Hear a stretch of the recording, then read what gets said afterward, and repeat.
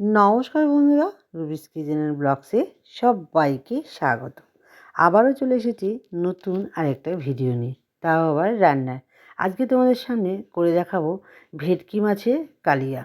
এই নতুন রেসিপিটা আমি এই প্রথম করছি আমার চ্যানেলে, রুবিস কিচেন অ্যান্ড ব্লগস চ্যানেলে। তো চলো রান্নাটা দেখে নাও।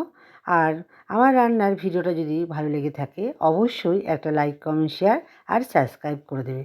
পাশে থাকা বেল আইকনটাকেও অল করে দেবে।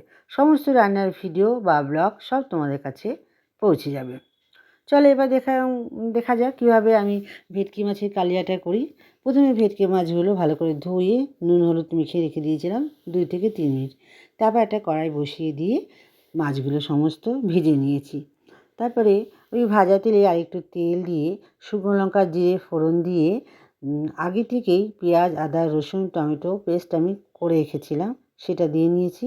দেওয়ার পরে একটু কষিয়ে নিয়ে একটু গুঁড়ো মশলা অ্যাড করছি, লঙ্কার গুঁড়ো, জিরের গুঁড়ো আর দিয়েছি হলুদ গুঁড়ো, দিয়ে একটু টমেটো সস দিয়েছি। ভালো করে নাড়িয়ে নিয়ে তারপর দিয়েছিলাম 1 থেকে 1.5 চামচের মতন টক দই। আর টক দই দেওয়ার সময় গ্যাসের ফ্লেমটা আমি একদম কমিয়ে নিয়েছিলাম, নাহলে ফেটে যেতে পারে। ভালো করে দিয়ে একটু কষিয়ে নিয়ে একটু গরম জল দিয়ে আর একটু ফুটিয়ে নিয়েছিলাম। দেখো মশলাটা ভালো করে না কষালে আদা পেঁয়াজ রসুনের গন্ধ করবে, সেই জন্য অবশ্যই তোমরা কিন্তু ভালো করে কষিয়ে নিয়ে ফুটিয়ে নেবে। তারপরে দেখো ঝোলটা ফুটে যাওয়ার পর মাছগুলো আমি দিয়ে নিয়েছি।